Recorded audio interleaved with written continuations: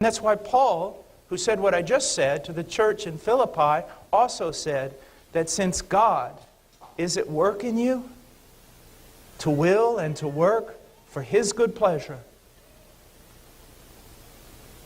since He's doing that, then how should you respond?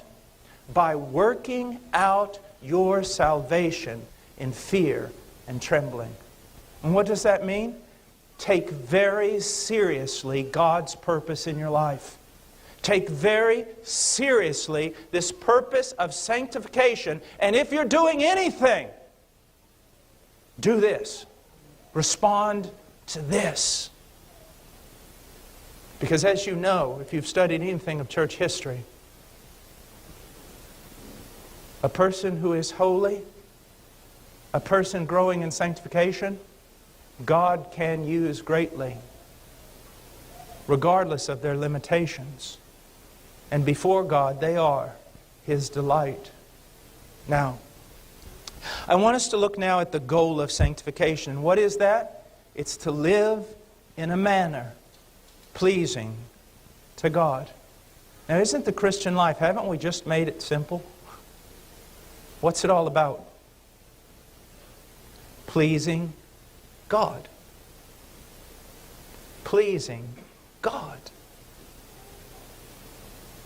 Now, it says in 4:1, "Finally then, brethren, we request and exhort you in the Lord Jesus that as you received from us instruction as to how you ought to walk and please God, just as you actually do, that you excel still more." Now, we're going to look at two things. Two things. What we're supposed to do. All right? This is no let go and let God. This is no I'm going to be passive because He's sovereign. No, we're going to look at what we are supposed to do. And then we're going to look at the sphere in which we're supposed to do this. First of all, what are we supposed to do? Well, we've already stated it, haven't we? Please God. Now, let me say this. You know that Western evangelicalism has become very self-centered, very inward-looking. In a sense, it's all about me generation. But here's what you need to see. The purpose of your life is not that you obtain some great personal, temporal satisfaction out of life. That is not your purpose. Nor is it your purpose to fulfill some vision or personal purpose that you have defined for your life, or you think that God has conferred upon you. That you're going to find some satisfaction by fulfilling something, some deed, some activity, some calling. No.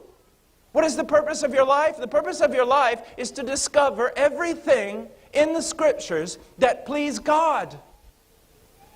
And then set yourself to doing it. Find out what the will of your Master truly is. Then just do the will of your Master. Whenever we think about the providence of God, most of us are thinking about what? You know, this mysterious thing that has not been told us, that's in the future, and we're so preoccupied with it. When what we should be doing is just looking at the will of God that is revealed to us in the Scriptures, how He tells us that we please Him, and do it. And then I can assure you, He will take care of you. He will take care of you. Now, two truths that I want us to consider about this first truth. First, pleasing God is to be our great goal. Now, this is so reflected in the life of the Apostle Paul that I want us to turn to a very important passage right now in 2 Corinthians chapter 5. Just turn there with me. 2 Corinthians chapter 5, verse 9.